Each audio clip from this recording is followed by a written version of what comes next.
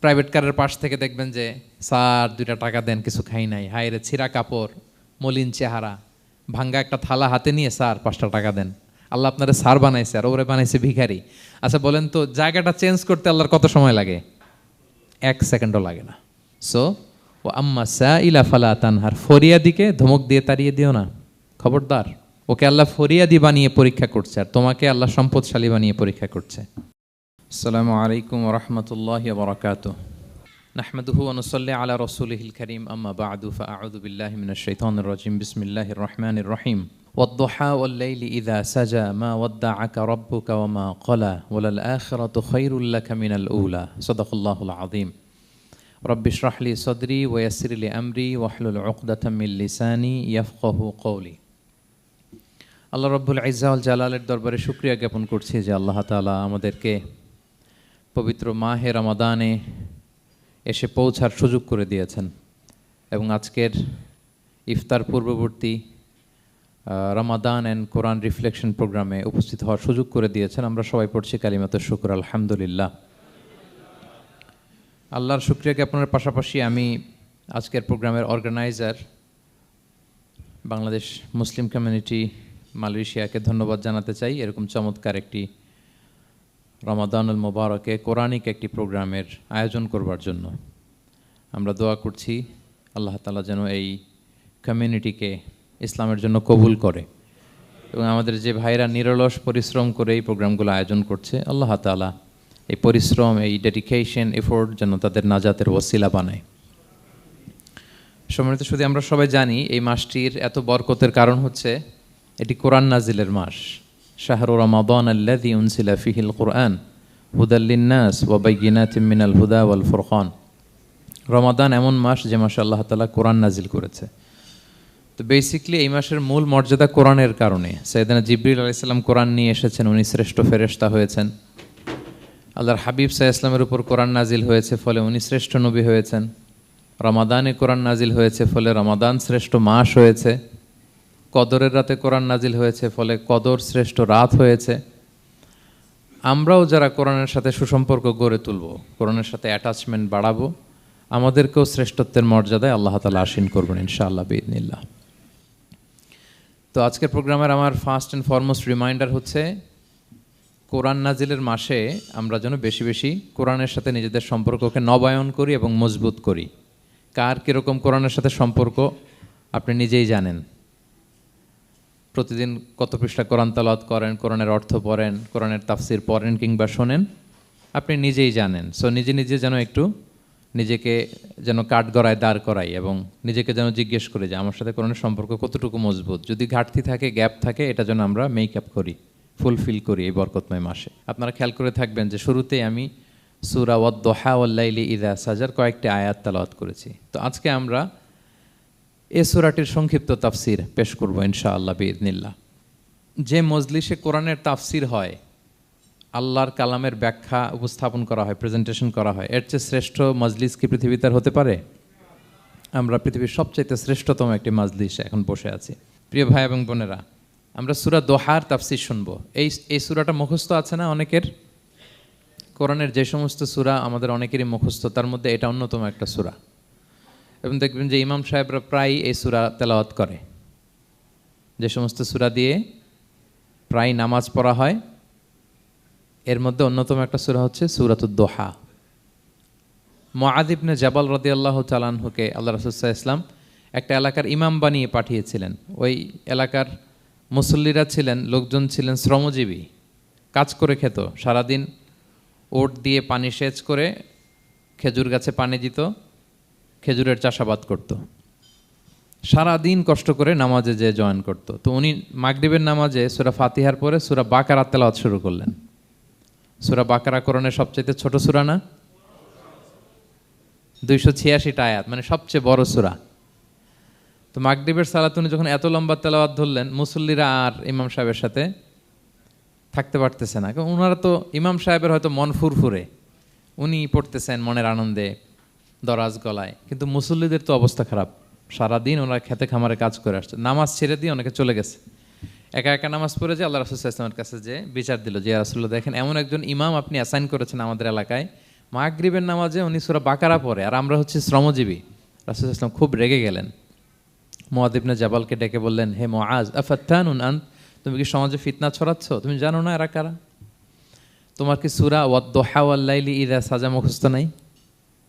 তোমার কি ওয়াশ-শামসি ওয়া-দুহাহা এটা মুখস্থ নাই? তোমার কি সাব্বিহ ইসমা রাব্বিকাল আ'লা এই সূরাগুলো তোমার জানা নাই? উনি বললেন জানা আছে। তো এগুলো রেখে দিয়ে মাগরিবের নামাজে কেন সূরা বাকারা ধরলা? তোমার মুসল্লিরা তো শ্রমজীবী মুসল্লি।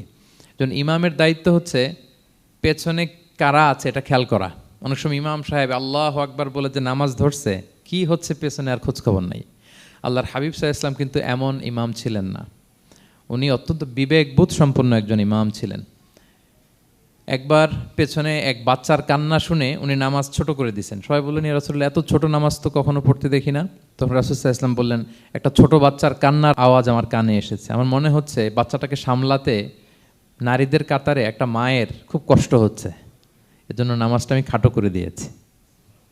দেখেন কি চিন্তা চেতনা, পিছনে কি হচ্ছে সব রাসূল সাল্লাল্লাহু আলাইহি ওয়াসাল্লাম এটা খেয়াল করতেন। তো এই সূরার একটা ফজিলত আপনি জানলেন যে রাসূল সাল্লাল্লাহু আলাইহি ওয়াসাল্লাম সূরা ওয়াদ-দুহা ওয়াল-লাইলি ইযা সাজা এটা তেলাওয়াত করতে বলেছিলেন মুআয ইবনে জাবাল রাদিয়াল্লাহু তাআলা আনহুকে। এটা কোরআনের 93 নম্বর সূরা। কত নম্বর? এটা মাক্কি সূরা, আর নাজিলের ধারাবাহিকতা অনুযায়ী এটা 11তম সূরা। মানে এই সূরার আগে আরো 10টা সূরা নাজিল হয়েছিল, তার মানে মক্কার একেবারে শুরুর দিকে এই সূরাটা নাজিল হয়েছিল। আপনারা জানেন যে এবছর আমার একটা বই এসেছে এক নজরে কোরআন নামে, সেখানে আমি প্রত্যেকটা সূরার সার সংক্ষেপ নিয়ে সংক্ষেপে, খুব সংক্ষেপে, কখনো যদি সুযোগ হয় আপনারা দেখবেন যে প্রত্যেকটা সূরা 5 পৃষ্ঠার মধ্যে আমরা নিয়ে আসার চেষ্টা করেছি। সেখানে এগুলো পাবেন, সূরাটা কয় নাম্বার, নাজিলের ধারাবাহিকতা কখন, তারপর কোরআন শরীফের মধ্যে কখন, এটার ফজিলত কি, এটার সেন্ট্রাল থিম কি, মেজর থিম কি, কজ এন্ড ইফেক্ট কি, সব কেস স্টাডি থেকে শুরু করে রিফ্লেকশন সব আমরা সেখানে উল্লেখ করেছি। তো এই সূরাটা শুরুর দিকে, একেবারে শুরুর দিকে নাজিল হয়েছে, তার আগে মাত্র 10টি সূরা নাজিল হয়েছে। তো নাজিল হতে হতে 10টা সূরা যখন নাজিল হলো, এরপর অনেক দিন রাসূল সাল্লাল্লাহু আলাইহি ওয়াসাল্লামের কাছে কোনো সূরা নাজিল হয় না। কয়দিন নাজিল হয় না? কোনো বর্ণনায় 15 দিন, কোনো বর্ণনায় 1 মাস, কোনো বর্ণনায় 2 মাস, কোনো বর্ণনায় 6 মাস, টানা 6 মাসের গ্যাপ ওহী নাজিল হয় না। আল্লাহর হাবিব সাল্লাল্লাহু আলাইহি ওয়াসাল্লাম তিনি ওহী মিস করতে শুরু করলেন, যে ঘটনা কি, কোরআন নাজিল হচ্ছে না কেন, হঠাৎ এত গ্যাপ কেন? ওনার মাথায় কয়েকটা জিনিস ঘুরপাক খেলো। একটা ঘুরপাক খেলো যে আমার কোনো কাজে আল্লাহ আবার অসন্তুষ্ট হলো নাকি, অথবা আমি কোরআনের আয়াত এই বাণীগুলো পৌঁছে দেওয়ার ক্ষেত্রে আমার কোনো গাফলতি হয়ে গেল নাকি, সামহাও কি আল্লাহর সাথে আমার কানেকশন এটা কি লুজ হয়ে যাচ্ছে, আমি কি কোনোভাবে আল্লাহ থেকে দূরে সরে পড়তেছি। রাসূল সাল্লাল্লাহু আলাইহি ওয়াসাল্লাম টেনশনে পড়ে গেলেন, চিন্তায় পড়ে গেলেন, কিরে ওহী আসে না কেন, আসে না কেন, আসে না কেন। এটা ছিল একটা দিক। আরেকটা দিক হচ্ছে আল্লাহর হাবিব সাল্লাল্লাহু আলাইহি ওয়াসাল্লামের কাছে কোরআনের আয়াত যাই নাজিল হতো উনি যে লোকদের কাছে প্রচার করে দিতেন। এখন নাজিল হয়েছে এখনই যে প্রচার শুরু, রাতে নাজিল হয়েছে রাতেই প্রচার শুরু, দিনে নাজিল হয়েছে দিনেই প্রচার শুরু, যখন নাজিল তখন প্রচার। কারণ আল্লাহ তাআলা বলেছেন, ইয়া আইয়ুহার রাসূলু বাল্লিগ মা উনজিলা ইলাইক মির রাব্বিক, আপনার রবের পক্ষ থেকে যা নাজিল হয়েছে প্রচার করেন। তো এই যে মাঝখান দিয়ে কয়েক মাস যার কোনো প্রচার টচার করে না, মুশরিকরা টিটকারি মারতে শুরু করলো, বলে কি মুহাম্মদ, তোমার আল্লাহ তোমার ভুলে গেছে বোধহয়, তোমার আল্লাহ বোধহয় তোমাকে আর পছন্দ করে না। আগে তো প্রতিদিন কিছু না কিছু শোনাতা যে এইটা নাজিল হয়েছে, ওইটা আসছে, এই বিধান ওই বিধান, এখন তো কোনো খোঁজখবর নাই। ঘটনা কি? আল্লাহর হাবিব সাল্লাল্লাহু আলাইহি ওয়াসাল্লামের চাচি উম্মে জামিল, আবুল হাবির স্ত্রী, সে আরও খারাপ কথা বলল। সে বলল, ইন্না শাইতানাকা কদ তারাকাক, তোমার কাছে যে একটা শয়তান আসতো এখন বোধহয় আর আসে না মুহাম্মদ, নাউযুবিল্লাহি মিন যালিক। এটা দিয়ে জিবরিল আলাইহিস সালামকে বুঝিয়েছেন। জিবরিল এসে কি কি যেন বলে, কই এখন তো কিছু বলো না। তো রাসূল বলবে কি করে, কারণ তিনি তো মন গড়া কিছু বলতেন না।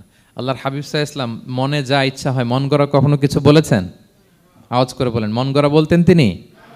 ওমা ইয়ান্তিকু আনিল হাওয়া ইন হুয়া ইল্লা ওয়াহয়ুন ইউহা, আল্লাহর ওহী আসলে সেটা শোনাতেন। তো ওহীও আসে না, উনি শোনাতেও পারে না, ওহীও নাই, উনি শোনাতেও পারে না। এই যে একটা কষ্টকর মুহূর্ত রাসূল সাল্লাল্লাহু আলাইহি ওয়াসাল্লামের, কিরে মাসের পর মাস চলে গেল, ওহী আসতেছে না কেন, আমার কি কোনো ভুল হচ্ছে নাকি, আল্লাহকে আমাকে অপছন্দ করলেন? রাসূল সাল্লাল্লাহু আলাইহি ওয়াসাল্লাম যখন এরকম দুশ্চিন্তিত, পেরেশান, অ্যাংজাইটিতে পড়ে গেলেন, ভারাক্রান্ত, ঠিক তখন রাসূল সাল্লাল্লাহু আলাইহি ওয়াসাল্লামকে সান্ত্বনা দেওয়ার জন্য এই সূরাটা আল্লাহ নাজিল করেছেন। সান্ত্বনা দেওয়ার জন্য এই সূরাটা বেশ আশা জাগানিয়া সূরা, মোটিভেশনাল সূরা, ইন্সপিরেশনাল সূরা। আপনার মন খারাপ হলে আপনি এই সূরাটা পড়বেন, এই সূরাটা, এবং এটার পরে আরেকটা সূরা আছে, সূরাতু আলাম নাশরাহ, আপনার মন ভালো হয়ে যাবে।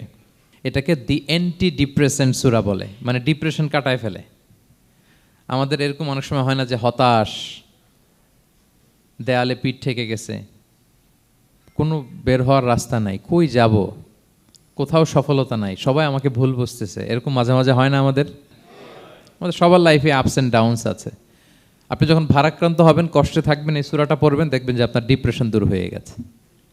তো আল্লাহর হাবিব সাল্লাল্লাহু আলাইহি ওয়াসাল্লাম যখন এরকম ভারাক্রান্ত ছিলেন, চিন্তিত ছিলেন, তখন আল্লাহর হাবিব সাল্লাল্লাহু আলাইহি সাল্লামকে চিন্তামুক্ত করবার জন্য আল্লাহ তাআলা এই চমৎকার সূরাটি নাজিল করেছেন। আল্লাহ নাজিল করলেন, আউযু বিল্লাহি মিনাশ শাইতানির রাজিম, বিসমিল্লাহির রহমানির রহিম, ওয়াদ-দুহা ওয়াল-লাইলি ইযা সাজা মা ওয়াদ্দাআকা রাব্বুকা ওয়া মা ক্বালা ওয়ালাল আখিরাতু খায়রুল লাকা মিনাল উলা ওয়ালা সাউফা ইউতিকা রাব্বুকা ফাতারদা। আল্লাহ তাআলা বললেন ওয়াদ-দুহা, আলোর শপথ। আমি একবার সরল বঙ্গানুবাদ করি, তারপরে আমি তাফসিরে ঢুকছি। ওয়াদ-দুহা, আলোর শপথ। ওয়াল-লাইলি ইযা সাজা, রাতের শপথ, যখন রাত নিঝুম নিস্তব্ধ হয়। মা ওয়াদ্দাআকা রাব্বুকা ওয়া মা ক্বালা, নবী হে, আপনার রব আপনার উপর অসন্তুষ্টও হয় নাই, আপনাকে ছেড়েও যায় নাই, আপনার রব আপনার সাথেই আছে। আলহামদুলিল্লাহ। ফিল করবেন যে আল্লাহ আমার সাথে আছে। সবসময় এটা ফিল করতে হবে যে আল্লাহ তাআলা আমার সাথে আছেন, তিনি আমাকে ভুলে যান নাই, ছেড়ে যান নাই। আরে তার রহমত ছাড়া তো একটা শ্বাস নেওয়া তো আমার সম্ভব না, ঠিক কিনা বলেন? আল্লাহর রহমত ছাড়া একটি সেকেন্ড এই পৃথিবীতে সার্ভাইভ করা কি আমাদের পক্ষে সম্ভব না। ওয়ালাল আখিরাতু খায়রুল লাকা মিনাল উলা, নবী হে, আপনার পরবর্তী সময় পূর্ববর্তী সময়ের চেয়ে অনেক ভালো হবে ইনশাআল্লাহ। মানে good days are coming in your life, ভালো সময় আসতেছে। ওয়ালা সাউফা ইউতিকা রাব্বুকা ফাতারদা, আর আপনার রব আপনাকে এত দিবেন আপনি খুশি হয়ে যাবেন। আপনার রব আপনাকে এত দিবেন আপনি নিয়ে কুলাতে পারবেন না। আলাম ইয়াজিদিকা ইয়াতীমান ফাআওয়া, নবী আপনি কি ইয়াতীম ছিলেন না, তিনি কি আপনাকে আশ্রয় দেননি? ওয়া ওয়াজাদাকা দাল্লান ফাহাদা, আপনি পথ খুঁজতেছিলেন, আল্লাহ আপনাকে পথ দেখিয়েছেন। ওয়া ওয়াজাদাকা আইলান ফাআগনা, আপনি নিঃস্ব রিক্ত হস্ত ছিলেন, আল্লাহ তাআলা আপনাকে ধনী বানিয়েছেন। ফাআম্মাল ইয়াতীমা ফালা তাকহার, খবরদার এতিমের সাথে কখনো কঠোর হবেন না। ওয়া আম্মা সাইলা ফালা তানহার, ফরিয়াদি যে সুয়াল করে হাত পাতে তাকে ধমক দিয়ে তাড়িয়ে দিবেন না। ওয়া আম্মা বিনিআমাতি রাব্বিকা ফাহাদ্দিস, আর আপনার রবের যে নেয়ামত আপনার প্রতি, এটার বর্ণনা করুন। সুবহানাল্লাহ। এ হচ্ছে সরল অনুবাদ সূরাতুদ দুহার। এবার আসুন আমরা এটার তাফসিরে ঢুকি।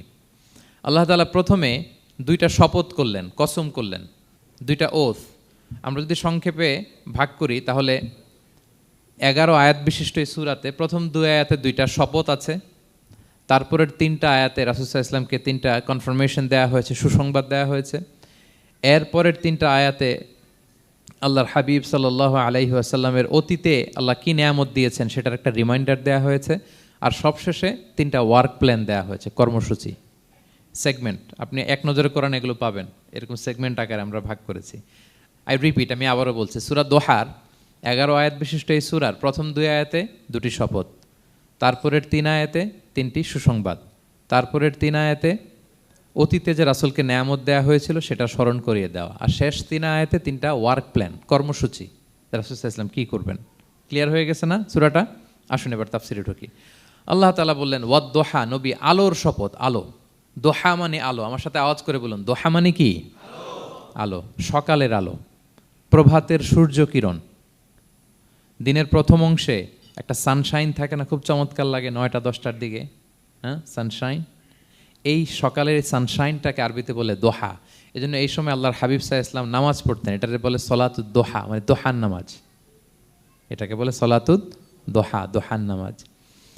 তো দেখেন রাসূল সাল্লাল্লাহু আলাইহি ওয়াসাল্লামের মন ভালো করবার জন্য প্রথমে আল্লাহর ওয়ার্ডিংটা দেখেন, আল্লাহ তাআলা কেমন চমৎকার শব্দ চয়েস করেন। প্রথমে আল্লাহ বললেন আলো। আলো বললেই তো মনটা ভালো হয়ে যায়, কি বলেন? এই আলো মানে আশার আলো, সম্ভাবনার আলো, প্রশান্তির আলো। ওয়াদ-দুহা, আলোর শপথ। মানে নবী আপনি হতাশ হবেন না, হাল ছাড়বেন না, ভরসা রাখুন। আপনি ঘর থেকে বের হন, দেখুন কি চমৎকার আলো। It's a beautiful day out there, জান, হোয়াট এ নাইস সানশাইন। কি চমৎকার উজ্জ্বল প্রভাতের সূর্য কিরণ, এত চমৎকার জলজলে সানশাইনিং এনভায়রনমেন্টে আপনার মন খারাপ হয় কি করে? ওয়াদ-দুহা, দোহার শপথ মানে প্রভাতের সূর্য কিরণের শপথ। আবার বললেন ওয়াল-লাইলি ইযা সাজা, রাতের শপথ, যখন সে রাত নিঝুম হয়, গভীর হয়, নিস্তব্ধ হয়, দুইটা শপথ, আলোর শপথ আর রাতের অন্ধকারের শপথ। আলোর শপথ বলে বেসিকলি আল্লাহ তাআলা ওহির আগমনকে বুঝিয়েছেন, আর রাতের শপথ বলে আল্লাহ তাআলা বেসিকলি ওহির অনুপস্থিতিকে বুঝিয়েছেন। মানে রাত দিন দুইটাই যেমনি লাগে, আল্লাহ তাআলা বোঝাতে চাইলেন নবী আপনি টেনশন করবেন না, আমি উইথ ইউ, আমি আপনার সাথে আছি। ওহি আসা না আসা দুইটাই গুরুত্বপূর্ণ। রেগুলার যদি ওহি আসে, এটা রিসিভ করতে আপনার কষ্ট হয়ে যাবে। আল্লাহর পক্ষ থেকে আসমানি কিতাবের যে ওহি, এটা সাধারণ কোনো কথা না। ইন্না সানুলকি আলাইকা কওলান সাকিলা, এটা খুব ভারী, হেভি ওয়েট। এটা পাহাড়ে নাজিল করলে, লাউ আনজালনা হাযাল কুরআনা আলা জাবাল লারাআইতাহু খাশিআম মুতাসাদ্দিআম মিন খাশিয়াতিল্লাহ, এটা মাউন্ট এভারেস্টের উপর নাজিল করলে পাহাড় ভেঙে খান খান হয়ে যেত। শীতের রাতে কোরআন নাজিল হলে রাসূল সাল্লাল্লাহু আলাইহি ওয়াসাল্লাম ঘেমে একাকার হয়ে যেতেন, কপাল বেয়ে টপ টপ করে ঘাম পড়তে ওহি রিসিভ করতে যেয়ে। তিনি ওটের উপরে করে মরুভূমিতে চড়ছেন, ওহি নাজিল হলে ওটের বুক মাটিতে মিশে যেত। এক সাহাবার মাথায়, পায়ের মধ্যে মাথা রেখে রাসূল সাল্লাল্লাহু আলাইহি ওয়াসাল্লাম শুয়েছিলেন, তখন ওহি নাজিল হলো। সাহাবা বলছেন ওহির ভারে মনে হচ্ছে যে আমার পায়ের হাড্ডিটাই ফেটে যাবে। তার মানে এটা খুব ভারী বাণী, খুবই ভারী, এটা সাধারণ কোনো কালাম না।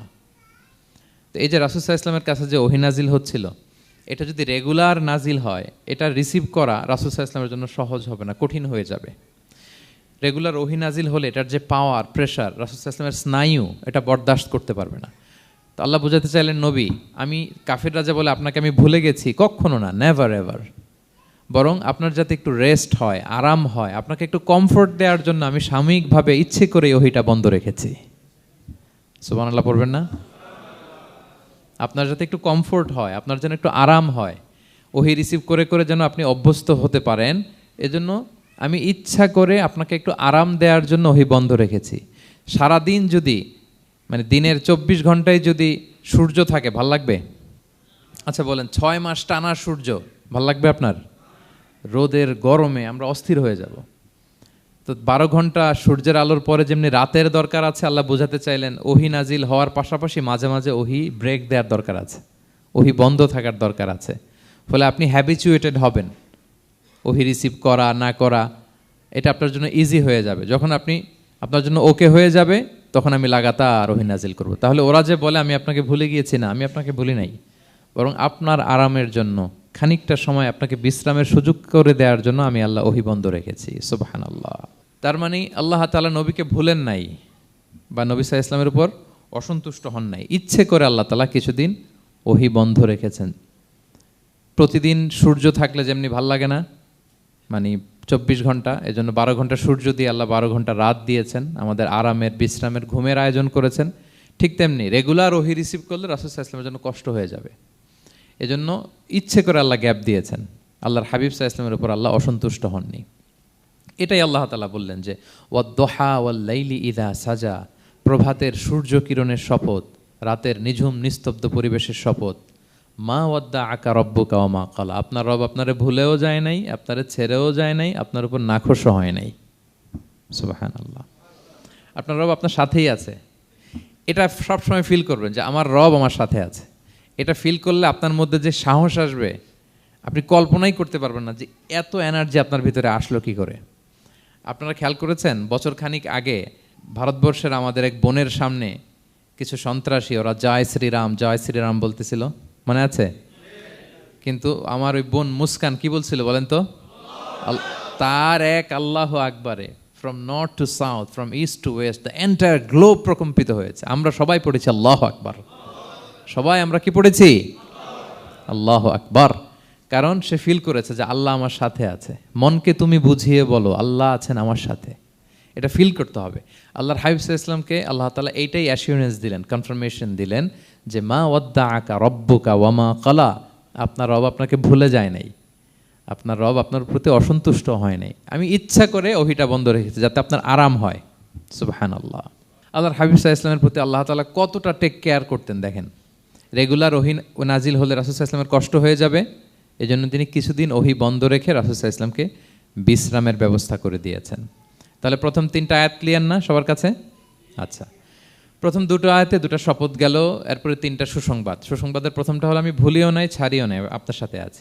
এরপর আল্লাহ বললেন ওয়ালাল আখিরাতু খায়রুল লাকা মিনাল উলা, নবী হে আপনার পরবর্তী সময় পূর্ববর্তী সময়ের চেয়ে ভালো হবে, নিশ্চয়ই আপনার পরবর্তী সময় পূর্ববর্তী সময়ের চেয়ে ভালো হবে। তার মানে গুড ডেইজ আর কামিং, ভালো সময় আপনার জীবনে আসছে, আপনি হতাশ হবেন না, নিরাশ হবেন না। এরপর আল্লাহ তাআলা বললেন, ওয়ালা সাউফা ইউতিকা রাব্বুকা ফাতারদা, নবী হ্যাঁ, আপনার রব আপনাকে এত দিবে আপনি খুশি হয়ে যাবেন। আপনার রব আপনাকে এত নেয়ামত দান করবে, আপনি আপনার রবের প্রতি সন্তুষ্ট হয়ে যাবেন। সুবহানাল্লাহ বিহামদি। এবং তাই হয়েছে। যারা আপনারা সিরাত পড়েছেন, যারা আল্লাহর হাবিব সাল্লাল্লাহু আলাইহি ওয়াসাল্লামের জীবনী নিয়ে ধারণা রাখেন, তারা দেখবেন যে আল্লাহর রাসূল সাল্লাল্লাহু আলাইহি ওয়াসাল্লাম যেখানেই মনে কষ্ট পেয়েছেন, বিষণ্ণ, চিন্তিত, তখনই আল্লাহ তাআলা রাসূল সাল্লাল্লাহু আলাইহি ওয়াসাল্লামের চিন্তা দূর করে রাসূল সাল্লাল্লাহু আলাইহি ওয়াসাল্লামকে সন্তুষ্ট করেছেন। যখনই রাসূল সাল্লাল্লাহু আলাইহি ওয়াসাল্লামের মনে কষ্ট, তিনি চিন্তিত, তখনই আল্লাহ তাআলা ওনাকে হ্যাপি করেছেন। কাইন্ড অফ রাসূলকে হ্যাপি করাই আল্লাহর কাজ, আল্লাহর হাবিব সাল্লাল্লাহু আলাইহি ওয়াসাল্লামকে হ্যাপি করাই আল্লাহ তাআলার কাজ। দেখেন কিভাবে আল্লাহ তাআলা আল্লাহর হাবিব সাল্লাল্লাহু আলাইহি ওয়াসাল্লামকে হ্যাপি করেছেন, একটু খেয়াল করে দেখেন। মক্কাতে যখন খুব জটিল অবস্থা, দাওয়াতি কাজ চালিয়ে নেওয়াটা রাসূল সাল্লাল্লাহু আলাইহি ওয়াসাল্লামের জন্য কষ্ট হয়ে যাচ্ছে, নমুসলিম সাহাবাদের উপর অত্যাচার, তখন আল্লাহর হাবিব সাল্লাল্লাহু আলাইহি ওয়াসাল্লাম দেখলেন যে এই মক্কার দুজনের একজনকে আমার চাই। তাদের একজন যদি ইসলামের ছায়াতলে আসে তাহলে ইসলামের পাল্লাটা ভারী হয়। কারা? একজন হচ্ছে ওমরে ফারুক আর একজন আবু জাহাল। দুজনের একজন তখন ইসলাম ধর্ম গ্রহণ করে নাই। তো রাসূল সাল্লাল্লাহু আলাইহি ওয়াসাল্লাম কেঁদে কেঁদে আল্লাহর কাছে ফরিয়াদ জানালেন, আল্লাহুম্মা আইজ্জাল ইসলামা বি আহাব্বি হাযাইন আর রাজুলাইনি ইনদাক। আল্লাহ, আমি কাউকে স্পেসিফিক তোমার কাছে চাই না, শুধু এটাই বলি, দুইজন লোকের নাম বলবো, এই দুইজন লোকের মধ্যে থেকে যাকে তোমার পছন্দ হয় তাকে তুমি ইসলামের ছায়াতলে এনে ইসলামকে শক্তিশালী করো। এক হচ্ছে আবু জাহাল, আরেক হচ্ছে ওমরে ফারুক। এই দোয়াটা তিনি করতে লাগলেন। আর খুব চিন্তিত, দুজনের কেউই মুসলমান হয় না। একদিন হঠাৎ সাহাবারা বললেন, ইয়া রাসূলুল্লাহ, আল্লাহর হাবিব সাল্লাল্লাহু আলাইহি ওয়াসাল্লাম তখন দারুল আরকামের ভেতরে বসা। সাহাবারা বললেন, ইয়া রাসূলুল্লাহ, আপনি এখান থেকে সরে যান, কারণ ওমরে ফারুক নাঙ্গা তলোয়ার নিয়ে আসতেছে আপনাকে হত্যা করবার জন্য। তো আল্লাহ রাসূল সাল্লাল্লাহু আলাইহি ওয়াসাল্লাম বললেন যে তোমরা সরে যাও, আমার মনে হচ্ছে ওই যে চোখের পানি ছেড়ে আমি দোয়া করেছি, ওই দোয়া আজকে কবুল হতে শুরু করেছে, তোমরা সরো। ঠিকই ওমরে ফারুক রাদিয়াল্লাহু তাআলা আনহু আসলেন, এসে তিনি তলোয়ার রেখে দিয়ে বললেন, আশহাদু আল্লা ইলাহা ইল্লাল্লাহ ওয়া আশহাদু আন্না মুহাম্মাদান আবদুহু ওয়া রাসূলুহু, আমি সাক্ষ্য দিচ্ছি আল্লাহ ছাড়া কোনো ইলাহ নেই এবং আপনি আল্লাহর প্রেরিত বান্দা এবং রাসূল। এই দৃশ্য দেখে রাসূল সাল্লাল্লাহু আলাইহি ওয়াসাল্লাম খুশি হয়ে গেলেন। ওয়ালা সাউফা ইউতিকা রাব্বুকা ফাতারদা, আল্লাহ বলেছিলেন যে নবী হে, আপনাকে এত দিব, আপনার রব আপনাকে এত নেয়ামত দিবে, আপনি শুধু খুশিই হবেন, সন্তুষ্ট হবেন আমার প্রতি। এদের রাসূল সাল্লাল্লাহু আলাইহি ওয়াসাল্লামের দোয়া কবুল করে আল্লাহ তাআলা ওমরে ফারুককে ইসলামের ছায়াতলে এনে ইসলামকে শক্তিশালী করলেন। ফাতারদা, রাসূল সাল্লাল্লাহু আলাইহি ওয়াসাল্লাম খুশি হয়ে গেলেন। এভাবে প্রতিটা ক্ষেত্রে। মক্কাতে যখন খুব কঠিন অবস্থা, রাসূল সাল্লাল্লাহু আলাইহি ওয়াসাল্লাম তায়েফে চলে গেলেন দাওয়াত দেওয়ার জন্য। নেইবারিং সিটি, আপনারা যে হজ উমরা করেছেন জানেন, মক্কার পাশের সিটি তায়েফ। দাওয়াত দিলেন, দাওয়াত প্রত্যাখ্যান করলো তারা। শুধু তাই না, ফিজিক্যালি হ্যারেস করা হলো আল্লাহর হাবিব সাল্লাল্লাহু আলাইহি সাল্লামকে। রাসূল সাল্লাল্লাহু আলাইহি ওয়াসাল্লামের জামা ধরে, গা ধরে টানা হেঁচড়া করা হলো, পাথর মারা হলো, তিনি রক্তাক্ত হলেন। হামালাতুল জিবাল, পাহাড়রক্ষী ফেরেশতারা বলল, ইয়া রাসূলুল্লাহ, আপনি যদি আদেশ দেন তায়েফের দুই দিকের পাহাড় দিয়ে এমন চাপা দিব, পুরো তায়েফের জনপদ একেবারে ভ্যানিশ হয়ে যাবে। আল্লাহর হাবিব সাল্লাল্লাহু আলাইহি ওয়াসাল্লাম বললেন, না, আমি আশা করি তাদের পরবর্তী নেক্সট জেনারেশনের কেউ না কেউ পড়বে লা ইলাহা ইল্লাল্লাহ মুহাম্মাদুর রাসূলুল্লাহ। তাই হয়েছে। এখন তায়েফে যান, শুধু মসজিদ আর মসজিদ, মসজিদ আর মসজিদ। কি চমৎকার পরিবেশ! তায়েফে গেলে মনেই হবে না আরব দেশ। বৃষ্টি হয় প্রতিদিন, অনেক চাষাবাদ হয়, চমৎকার এলাকা, রাসূল সাল্লাল্লাহু আলাইহি ওয়াসাল্লামের দোয়ার বরকত। তো তায়েফবাসী দাওয়াত প্রত্যাখ্যান করলো। রাসূল সাল্লাল্লাহু আলাইহি ওয়াসাল্লাম গায়ের রক্ত পরিষ্কার করে নাখলা নামক খেজুরের বাগানে যায়েদ রাদিয়াল্লাহু তাআলা আনহুকে ফজরের নামাজ পড়তেছিলেন। আল্লাহর হাবিব সাল্লাল্লাহু আলাইহি ওয়াসাল্লাম যখন ফজরের সালাতে তেলাওয়াত করতে লাগলেন, একদল জিন পাশ দিয়ে যাচ্ছিল, তারা তাদের এলাকায় যেয়ে বলল, ইন্না সামি'না কুরআনান আজাবা ইয়াহদি ইলা রুশদি ফাআমান্না বি। জিনেরা আগে আকাশের উপরে ওঠে, ফেরেশতারা কি বলে চুরি করে শুনে আসতো। হঠাৎ জিনেরা আর উপরে যেতে পারে না, উপরে যেতে চাইলেই ফাআতবাআহু শিহাবুন সাকিব, আগুনের পাথর মারা হয়। ঘটনা কি? সব জিনেরা বৈঠক বসালো। ঘটনা কি? আগে কত তথ্য আগেই জেনে যেতাম, জেনে গণকদেরকে বলতাম, গণকরা আমাদেরকে ধন্যবাদ জানাইতো। তো এখন তো আসমানের সিকিউরিটি এত বেড়ে গেল কেন? কারণ কি? ওই যে শেষ নবী আসার কথা যে মনে হয় চলে আসছে, দেখো তো কোথায় আসছে উনি। খুঁজতে খুঁজতে খুঁজতে একদল ওই দিন ফজরের সময় আল্লাহর হাবিব সাল্লাল্লাহু আলাইহি ওয়াসাল্লাম রক্তাক্ত হয়ে ফজরের সালাত যখন পড়তেছেন, ওই কোরআন তেলাওয়াত শুনে তারা এলাকায় যে বলল যে ইন্না সামি'না কুরআনান আজাব, এক আজীব কোরআন শুনে আসছি, ইয়াহদি ইলা রুশদি, এই কোরআন মানুষকে হেদায়েতের পথে নিয়ে যায়, ফা আমান্না বি, আমরা ঈমান এনে ফেললাম। সুবহানাল্লাহ পড়েন। তো রাসূল সাল্লাল্লাহু আলাইহি ওয়াসাল্লাম তো এটা জানেন না। আল্লাহ তাআলা জিবরাইল মারফত জানালেন যে হে নবী, আপনি এসেছিলেন ম্যানকাইন্ডকে দাওয়াত দিতে তায়েফের, তারা দাওয়াত গ্রহণ করে নাই, ম্যানকাইন্ড রিজেক্ট করেছে। কিন্তু আরেকটা জাতি আছে যাদেরকে আপনি দেখেন না, তাদেরকে বলে জিন কাইন্ড, মানে জিন জাতি। পুরো জিন জাতি কালিমা পড়ে মুসলমান হয়ে গিয়েছে নবী। বলে সাউফা ইউতিকা রাব্বুকা ফাতারদা, নবী আপনার রব আপনাকে এত নেয়ামত দিবেন আপনি খুশি হয়ে যাবেন। নবী সাল্লাল্লাহু আলাইহি ওয়াসাল্লাম ওইখানে আবার খুশি হয়ে গেলেন, রক্তাক্ত, ইনজুর্ড। কিন্তু যখন শুনলেন মানুষ জাতি তারা ঈমান আনে নাই, কিন্তু জিন জাতি তারা ঈমান এনেছে, আল্লাহর হাবিব সাল্লাল্লাহু আলাইহি ওয়াসাল্লাম আবার আনন্দিত হলেন। তাহলে আল্লাহর হাবিব সাল্লাল্লাহু আলাইহি সাল্লামকে আনন্দিত করাই হচ্ছে আল্লাহর কাজ, খুশি রাখাই হচ্ছে আল্লাহর কাজ। সুবহানাল্লাহি বিহামদি। আল্লাহর হাবিব সাল্লাল্লাহু আলাইহি সাল্লামের বয়স যখন 50 বছর, ওনার কাছের দুইজন আত্মীয় মারা গেল। ওনার প্রিয়তমা স্ত্রী খাদিজা রাদিয়াল্লাহু তাআলা আনহা ইন্তেকাল করলেন, ওনার প্রিয় চাচা আবু তালেব ইন্তেকাল করলেন। দুইজনই শেল্টার দিত, একজন ঘরে একজন বাইরে। আবু তালেবের কারণে কেউ রাসূল সাল্লাল্লাহু আলাইহি ওয়াসাল্লামের গায়ে হাত তোলার সাহস পায় নাই। তো উনি যখন ইন্তেকাল করলেন, রাসূল সাল্লাল্লাহু আলাইহি ওয়াসাল্লাম বিপদে পড়ে গেলেন। সারাদিন কাফেরদের বকা ঝকা গালি খেয়ে ঘরে যখন আসতেন, খাদিজা রাদিয়াল্লাহু তাআলা আনহার কথা শুনলে ওনার হৃদয়টা প্রশান্ত হয়ে যেত। তো বাইরের চাচাও নাই, ভেতরের স্ত্রীও নাই, দুজনই মারা গেলেন ওই বছর।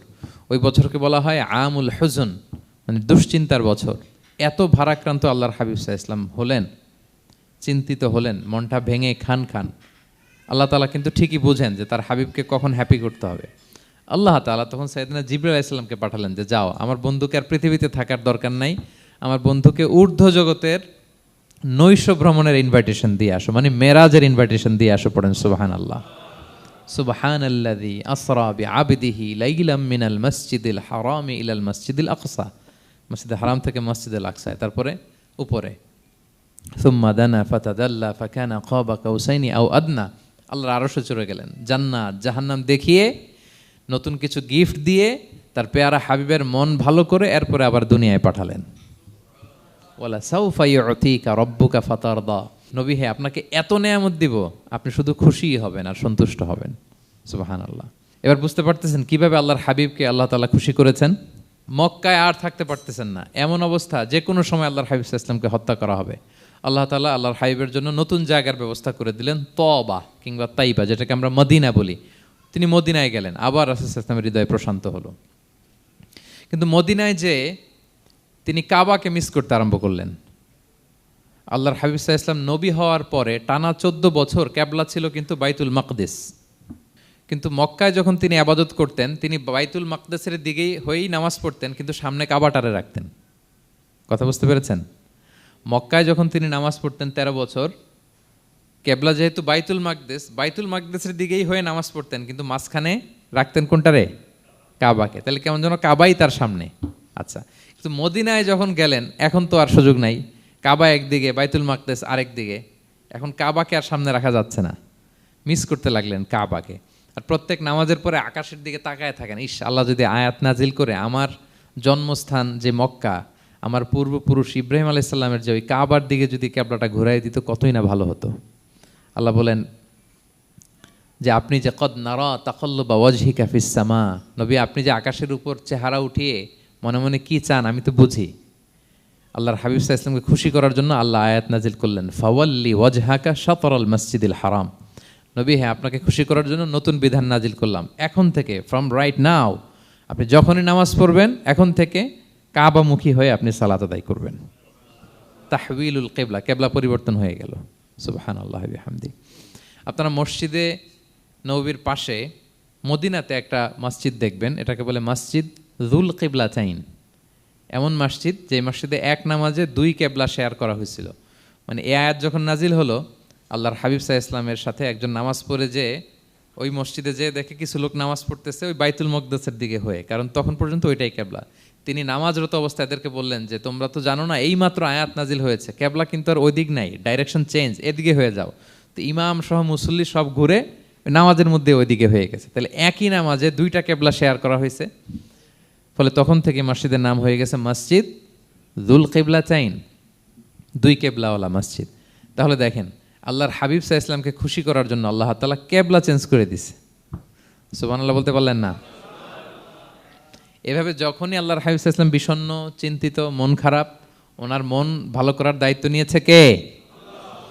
জিব্রাইল এসে শোনাতে লাগলো, আগের জামানায় কেউ 500 বছর 700 বছর হায়াত পেয়েছে। বনি ইসরায়েলের অনেক মুজাহিদ 1000 বছর জেহাদ করেছে। কয় হাজার বছর? জেহাদি করছে 1000 বছর। আমরা হায়াত পাই কয় বছর? আমাদের হায়াত কয় বছর অন অ্যান অ্যাভারেজ? 60-70। আল্লাহর হাবিব সাল্লাল্লাহু আলাইহি ওয়াসাল্লাম এটাই বলেছেন যে আমার উম্মতি মা বাইনা সিত্তিন ইলা সাবঈন, আমাদের গড় আয়ু 60 থেকে 70। ওয়া আকাল্লুহুম মা ইয়াজুযু যালিক, আর সামান্য অল্প সংখ্যকই মানুষ এটাকে ক্রস করতে পারে। এই কথা শুনে যে আগের উম্মত 1000 বছর জেহাদ করছে, এটা শুনে রাসূল সাল্লাল্লাহু আলাইহি ওয়াসাল্লাম আবার কাঁদতে আরম্ভ করলেন, হায় রে আমার গুনাহগার উম্মতের কি হবে?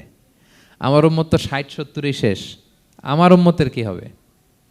আবার চিন্তিত, আবার কান্নাকাটি। তখন আল্লাহ তাআলা নাজিল করলেন, ইন্না আনসালনাহু ফি লাইলাতিল কদর ওমা আদরাকা মা লাইলাতুল কদর লাইলাতুল কদরি খায়রুম মিন আলফি শাহর। নবী আপনি কাঁদবেন না, ওদেরকে হায়াত দিছি বেশি, কদর দেই নাই।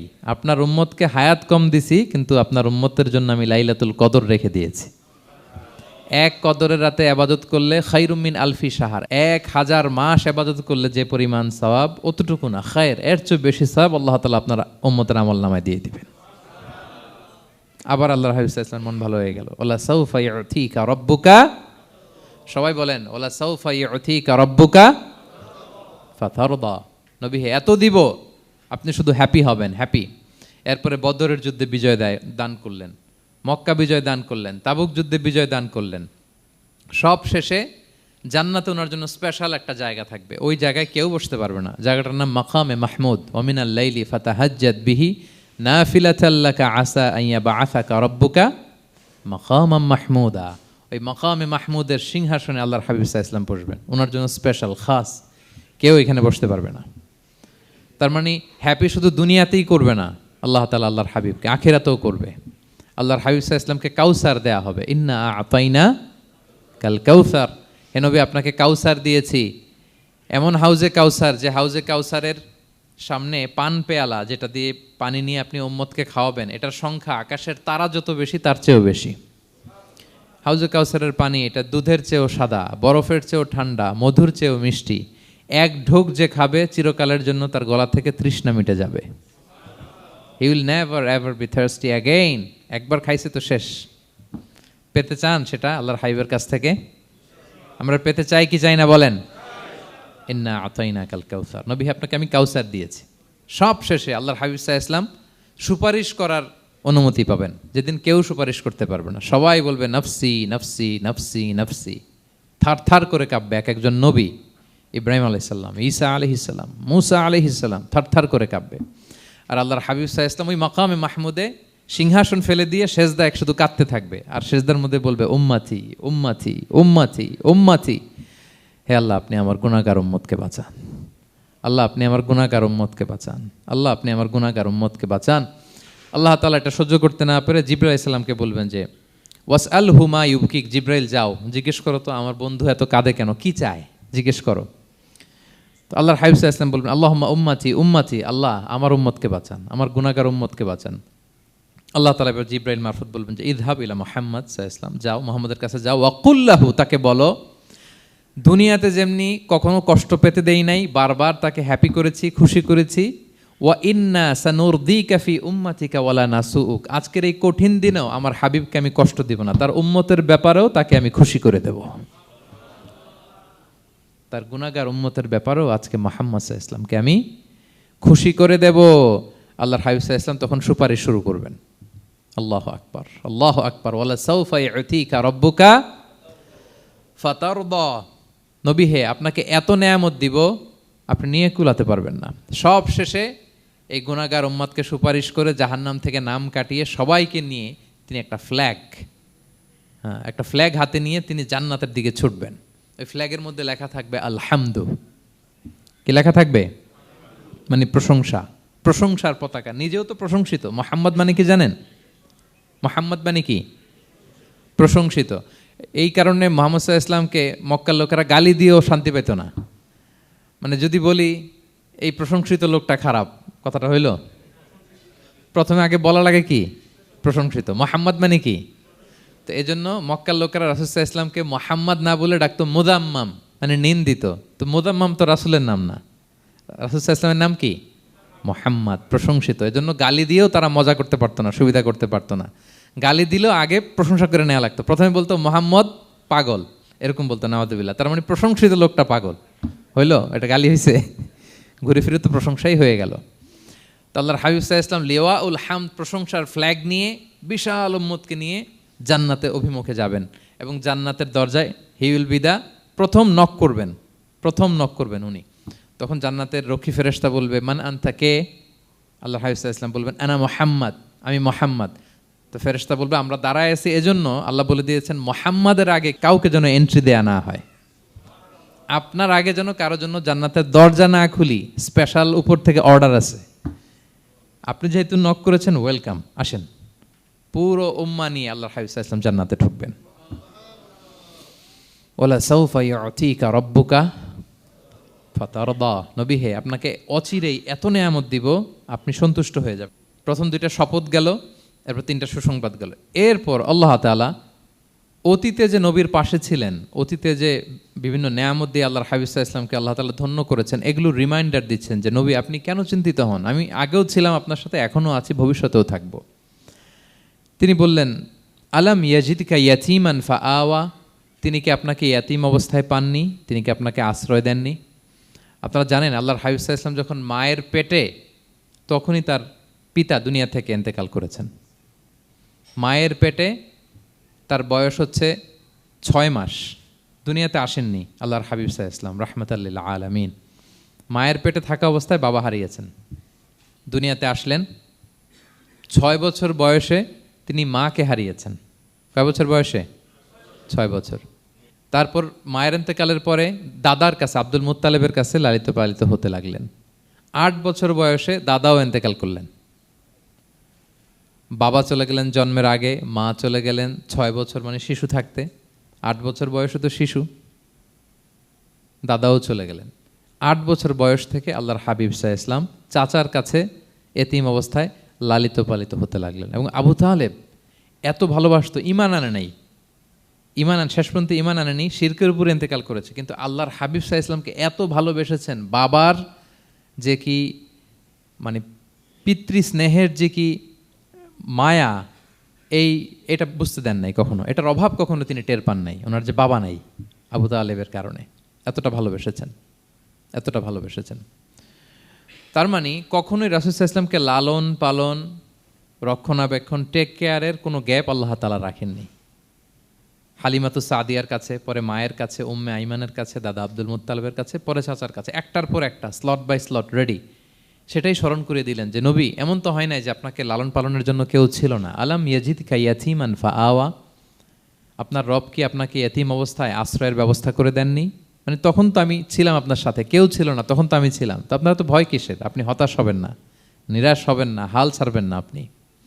তাহলে প্রিয় ভাইরা, আল্লাহর হাবিব সাল্লাল্লাহু আলাইহি ওয়াসাল্লাম ইয়াতীম অবস্থায় পৃথিবীতে এসেছিলেন এবং এজন্য ইয়াতীমের সাথে ভালো আচরণ তিনি করতে বলতেন আল্লাহর হাবিব সাল্লাল্লাহু আলাইহি ওয়াসাল্লাম। যারা এতিমকে ভালোবাসে আল্লাহ তাদেরকে ভালোবাসে।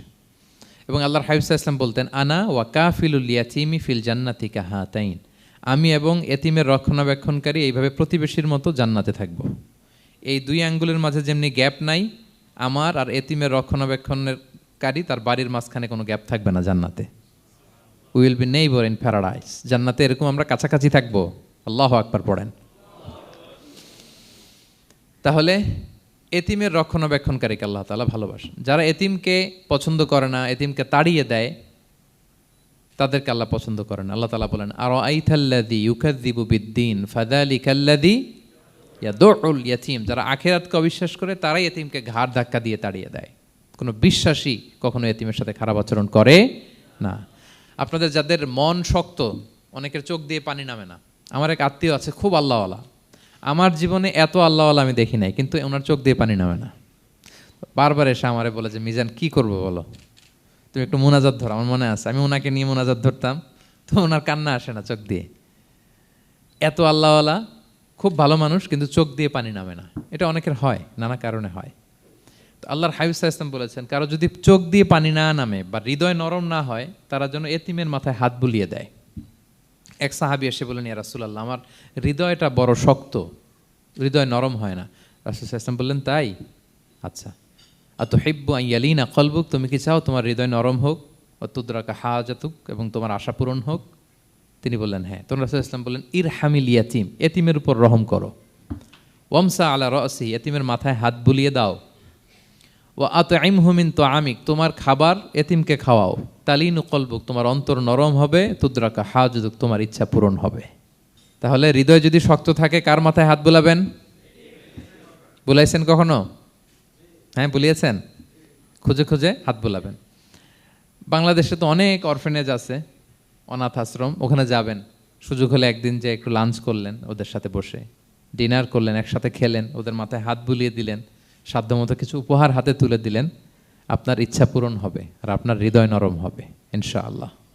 আর এতিমকে আদর করা মানে নবী সাল্লাল্লাহু আলাইহি ওয়াসাল্লামের প্রতি ভালোবাসা দেখানো, কারণ আমার নবী এতিম হয়ে বড় হয়েছেন। এতিমের প্রতি ভালোবাসা প্রকারান্তরে নবী সাল্লাল্লাহু আলাইহি ওয়াসাল্লামের প্রতি ভালোবাসা দেখানো হয়, কারণ আমার নবী এতিম হয়ে বড় হয়েছেন। সুবহানাল্লাহ। কিন্তু তার বিপরীতে আমরা সমাজে কি দেখি? এতিমের মাথায় হাত বুলানো তো দূরের কথা, এতিমের সম্পদও খেয়ে ফেলে অনেকে। হ্যাঁ, এরকম আছে না? এতিমের সম্পদ দেদারসে গিলতেছে। কি যে আমাদের চিন্তাধারা! দেখবেন যে লোকটা এতিমের সম্পদ গিলে, ওরা রোজা অবস্থায় এক ঢোক পানি গিলাতে পারবেন কিনা দেখেন। যে বলেন একটু পানি খান তো, যে খাবে না কেন? হারাম। তো ওই হারাম কিন্তু গিলতেছে ইচ্ছা মতো। রোজা অবস্থায় এক ফোঁটা আপনি পানি গিলাতে পারবেন না, এরে কেন? হারাম। কিন্তু ওইদিকে ভাতিজার সম্পদ গিলতেছে দেদারসে। আল্লাহ বলেন, এটা ভাতিজার সম্পদ না, এটা তুমি জাহান্নামের আগুন পেটে ঢুকাচ্ছ। জাহান্নামের আগুন। ইন্নাল্লাযীনা ইয়াকুলুনা আমওয়ালাল ইয়াতামা যুলমান ইন্নামা ইয়াকুলুনা ফি বুতুনিহিম নারা ওয়া সায়াসলাউনা সাঈরা। যারা এতিমের সম্পদ খায়, এটা সম্পদ না, এটা জাহান্নামের আগুন তুমি পেটে ঢুকাচ্ছ। সো এতিমের প্রতি যেন আমরা নমনীয় হই, তাদের মাথায় হাত বুলাই, তাদের জন্য খরচ করি, তাদের প্রতি যেন আমরা দয়াদ্র হই, কারণ আমার নবী এতিম অবস্থায় বড় হয়েছেন। তাহলে নবী সাল্লাল্লাহু আলাইহি ওয়াসাল্লামকে এটা স্মরণ করে দিলেন, নবী আপনি তো এতিম ছিলেন, আমি তো আপনাকে রক্ষণাবেক্ষণের ব্যবস্থা করছি। আর কি করেছি? ওয়াওয়াজাদাকা দাল্লান ফাহাদা, নবী আপনাকে আমি এমন অবস্থায় পেয়েছি, আপনি পথ খুঁজতেছিলেন, আমি আপনাকে পথ দেখিয়েছি। You are searching the right path and I guided you to the right sense of direction. আপনি পথ খুঁজতেছিলেন, আমি পথ দেখাইছি। এখানে দল্লানের অর্থ পথভ্রষ্ট করা যাবে না। ওয়াজাদাকা দল্লান, হে নবী আপনাকে আমি পথভ্রষ্ট পেয়েছি, পরে পথ দেখাইছি, এরকম বলা যাবে না। এটা আল্লাহর হাবিব সাল্লাল্লাহু আলাইহি ওয়াসাল্লামের ক্ষেত্রে প্রযোজ্য নয়। অনেক বাংলা তাফসীর অর্থে আমি দেখেছি পথ হারা, নবী আপনাকে আমি পথ হারা পেয়েছি, পথ দেখেছি, এটাও খুব একটা সুন্দর না। সবচেয়ে সুন্দর হচ্ছে নবী আপনি পথ খুঁজতেছিলেন, সত্যের অনুসন্ধানী ছিলেন। অনেক সময় দেখবেন অনেক পথিক যেতে যেতে এমন এক জায়গায় যায়, দেখে 3 রাস্তা কিন্তু কোনো সাইনবোর্ড নাই। পুরাতন রাস্তাগুলোতে এরকম অনেক সময় হতো না আমাদের, 3 দিকে রাস্তা, কোনো সাইনবোর্ড নেই, তো যাবো কই? এটা বুঝালেন যে নবী আপনি পথ খুঁজতেছিলেন, আমি আপনাকে দেখিয়েছি, হে নবী এটাই সিরাতুল মুস্তাকিমের পথ। ওয়াজাদাকা দাল্লান ফাহাদা, আপনি পথ খুঁজতেছিলেন, আমি আপনাকে পথ দেখিয়েছি। তো ছোটবেলায় সাথে ছিলাম, পথ খুঁজতেছিলেন, পথ দেখালাম, আমি আপনার ভুললাম কোথায়? কাফিরদের কথায় মন খারাপ করেন কেন যে তারা বলে আমি আপনাকে ভুলেছি, ছেড়েছি? নো, নেভার এভার, আমি আপনার সাথেই আছি। তারপরে আল্লাহ তাআলা বললেন, ওয়াজাদাকা আইলান ফাআগনা, তিনি আপনাকে রিক্ত হস্ত, নিঃস্ব পেয়েছেন, সম্পদহীন অবস্থায় পেয়েছেন, পরে সম্পদশালী করেছেন। সুবহানাল্লাহ। আল্লাহর হাবিব সাল্লাল্লাহু আলাইহি ওয়াসাল্লাম শুরুতে সম্পদের অত যোগান ছিল না, পরে খাদিজা রাদিয়াল্লাহু তাআলা আনহার সাথে যখন বিয়ে হলো, আল্লাহ তাআলা সম্পদের কষ্ট দূর করলেন, কারণ খাদিজা রাদিয়াল্লাহু তাআলা আনহা অনেক বড় ব্যবসায়ী ছিলেন। বিয়ের আগে পার্টনারশিপে বিজনেস ছিল রাসূল সাল্লাল্লাহু আলাইহি ওয়াসাল্লামের সাথে। আল্লাহর হাবিব সাল্লাল্লাহু আলাইহি ওয়াসাল্লাম শ্রম দিয়েছেন, খাদিজা রাদিয়াল্লাহু তাআলা আনহার ইনভেস্টমেন্ট ছিল। তো ওই শ্রমে খাদিজা রাদিয়াল্লাহু তাআলা আনহার এক বান্ধবী, তিনি এমন প্রশংসা করলেন এসে আল্লাহর হাবিব সাল্লাল্লাহু আলাইহি ওয়াসাল্লামের ব্যাপারে যে এমন লোক আমি দেখি নাই, ওনার কথা বার্তা, চলন, কথন, ডিলিং সব আলাদা। পুরো কাফেলার মধ্যে উনি একরকম, পুরো কাফেলা আরেক রকম। এই কথা শুনে তো খাদিজা রাদিয়াল্লাহু তাআলা আনহা আকৃষ্ট হলেন যে এরকম একজন সৎ লোকই তো আমার চাই। প্রস্তাব দেয়া হলো, চাচাদের কাছে বিয়ে হয়ে গেল। এবং বিয়ের পরে খাদিজা রাদিয়াল্লাহু তাআলা আনহা নারীদের মধ্যে সর্বপ্রথম শাহাদা বাক্য পড়ে মুসলমান হয়েছিলেন। নিজের সব সম্পদ আল্লাহর হাবিব সাল্লাল্লাহু আলাইহি ওয়াসাল্লামের পায়ের সামনে এনে দিয়ে দিলেন, ইয়া রাসূলুল্লাহ আমার সম্পদ মানে আপনার সম্পদ, ইসলামের জন্য যত মনে চায় আপনি খরচ করেন। ওয়াজাদাকা আইলান ফাআগনা, আপনাকে আল্লাহ নিঃস্ব পেয়েছেন, সম্পদের ব্যবস্থা করে দিলেন। পরবর্তীতে মদিনায় যে খায়বার যুদ্ধের পরে অনেক সম্পদের ব্যবস্থা আল্লাহ তাআলা করে দিয়েছিলেন। তাহলে ছোটবেলায় ইয়াতিম ছিলেন, আল্লাহ টেক কেয়ার করলেন। পথ খুঁজতেছিলেন, আল্লাহ পথ দেখায় দিলেন। আর্থিক সমস্যা ছিল, এটাও আল্লাহ দূর করে দিলেন। এবার আল্লাহ তাআলা বিষ্ণু ঈসা ইসলামকে 3টা ওয়ার্ক প্ল্যান দিবেন, কর্মসূচি। 1 নম্বর কর্মসূচি হচ্ছে আম্মাল ইয়াতীমা ফালা তাকহার। নবী খবরদার, এতিমের সাথে কখনো কঠোর আচরণ করবেন না। 1 নম্বর কর্মসূচি, কারণ আপনিই তো এতিম ছিলেন। এতিমের দুঃখ আপনি না বুঝলে বুঝবে কে? এতিমের সাথে কখনো কঠোর হবেন না। আল্লাহর হাবিব সাল্লাল্লাহু আলাইহি ওয়াসাল্লাম কখনো এতিমের সাথে কঠোর হন নাই। এতিম তো দূর কি বাত, কারোর সাথে তিনি কঠোর হন নাই। ওনার কাছে চাইলে উনি না বলতে পারতেন না। নো, নাই, দিব না, এটা বলতে জানতেন না। নো ওনার ডিকশনারিতে ছিল না, চাইলেই দিতেন।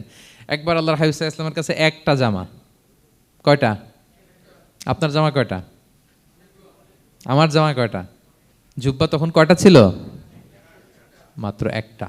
তো এক ফরিয়াদি এসে বলে, ইয়া রাসূলুল্লাহ আতিনি কামিসান, আমার একটা জামা দেন, আমার জামা নাই। নবী সাল্লাল্লাহু আলাইহি ওয়াসাল্লামের জামা কয়টা তখন?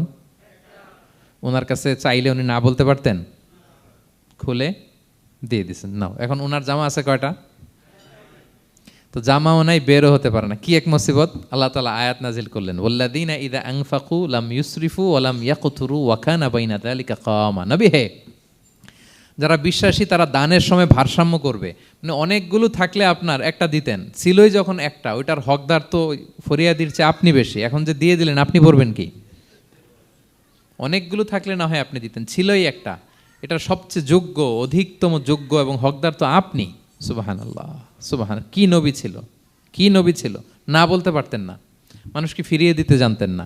আল্লাহ বললেন, নবী হে, আপনার প্রথম কর্মসূচি ফাআম্মাল ইয়াতীমা ফালা তাকহার। খবরদার, এতিমকে কখনো, এতিমের প্রতি কঠোর হবেন না। 1 নম্বর কর্মসূচি।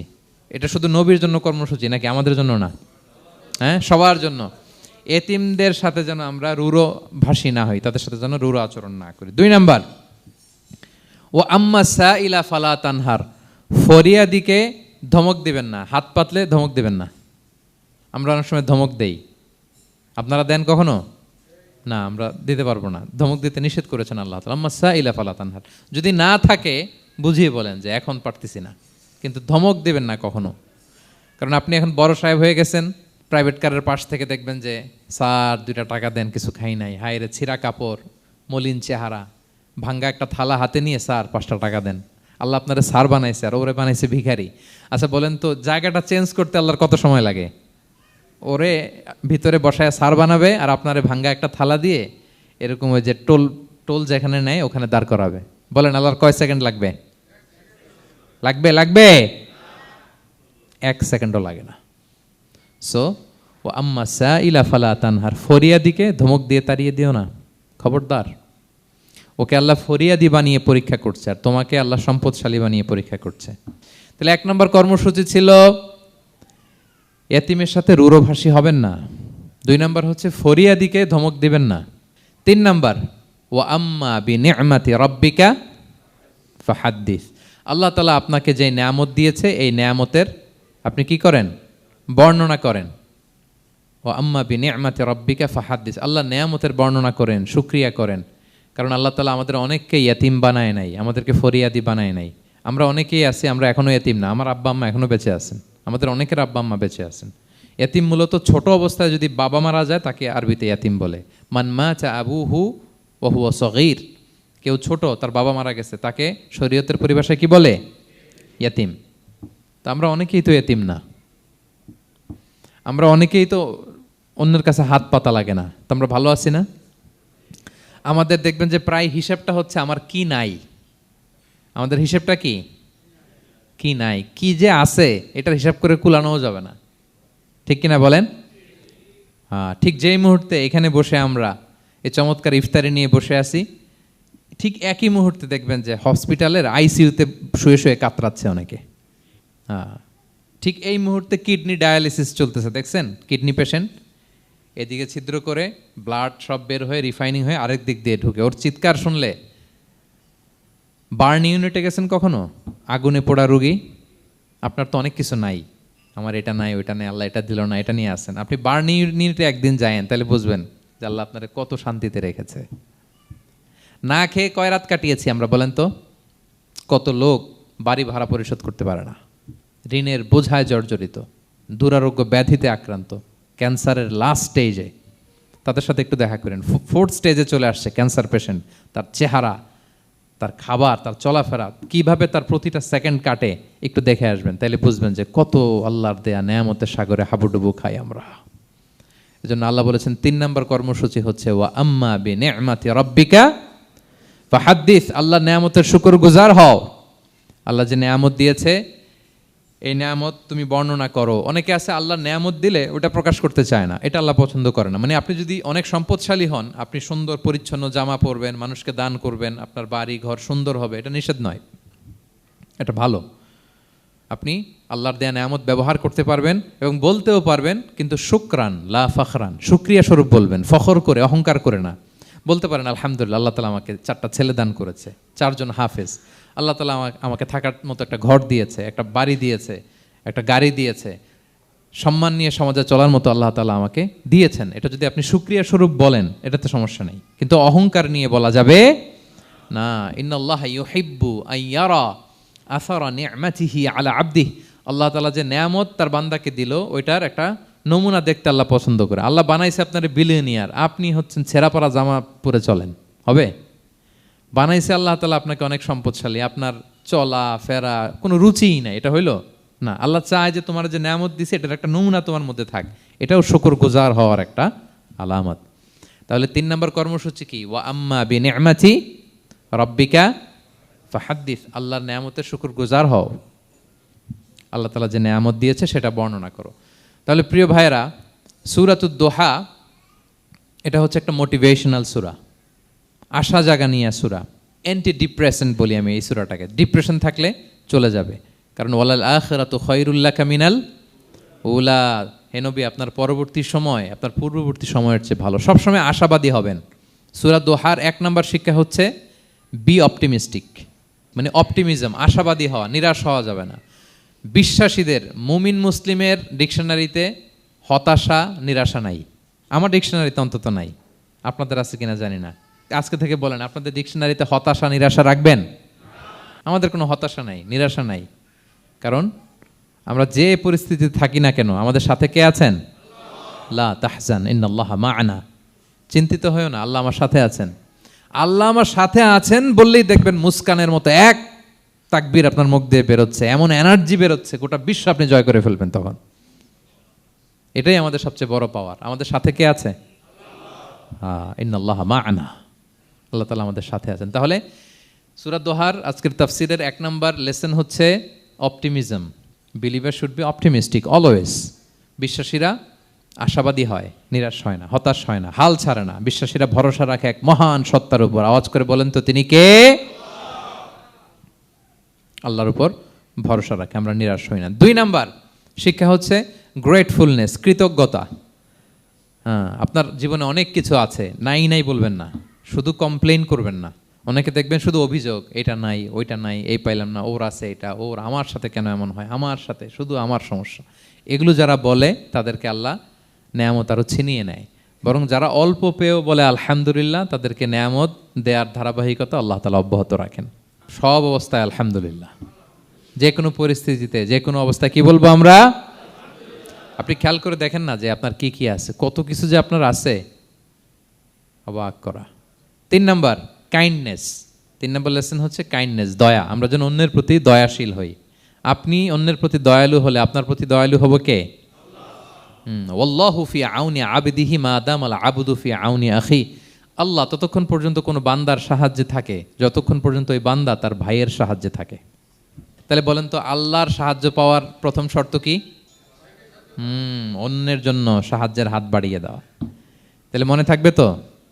নাকি এতিমকে ধাক্কা দিয়ে বের করে দিবেন, ফরিয়াদিকে ধমক দিবেন একটা? বড় সাহেব তো আপনি, বড় স্যার, খবরদার। তাহলে 1 নম্বর লেসন অপটিমিজম। আমরা হতাশ হব না, হতাশা আমাদের ডায়েরিতে নাই, আমরা আশাবাদী, আমরা আল্লাহর রহম ভরসার ভিখারি, ঠিক কিনা বলেন? 2 নম্বর লেসন হচ্ছে গ্রেটফুলনেস। আমরা সবসময় আল্লাহর প্রতি শুকরগুজার হব, কৃতজ্ঞ হব। আল্লাহর হাবিব সাল্লাল্লাহু আলাইহি ওয়াসাল্লাম বলতেন, আল্লাহুম্মা জাআলনি সাবুরা ওয়া জাআলনি শাকুরা ওয়া জাআলনি ফি আইনি সগীরা ওয়া ফি আয়ুনিন নাসি কাবীরা। আল্লাহ আপনি আমাকে ধৈর্যশীল বান্দা বানান, আপনি আমাকে শুকরগুজার বানান। আল্লাহ আমার চোখে আমাকে ছোট বানান, আল্লাহ গোটা বিশ্বের মানুষের চোখে, জনতার চোখে আমাকে বড় বানান। আওয়াজ করে পড়েন আমিন। এই দোয়াটা বেশি বেশি পড়বেন। আর সব শেষে আমরা যেন কাইন্ড হতে পারি, অন্যের প্রতি দয়ালু হতে পারি। যে রহম করে সে রহম প্রাপ্ত হয়, যে অন্যকে দয়া দেখায় সে আল্লাহর পক্ষ থেকে দয়া পায়। আল্লাহ তাআলা আমাদের সবাইকে কথাগুলো বোঝার ও আমল করার তৌফিক দান করুক। হাযা মা ইনদি ওয়াল ইলমু ইনদাল্লাহি আলাইহি তাওয়াক্কালতু ওয়া ইলাইহি উনীব। আসসালামু আলাইকুম ওয়া রাহমাতুল্লাহি ওয়া বারাকাতুহু।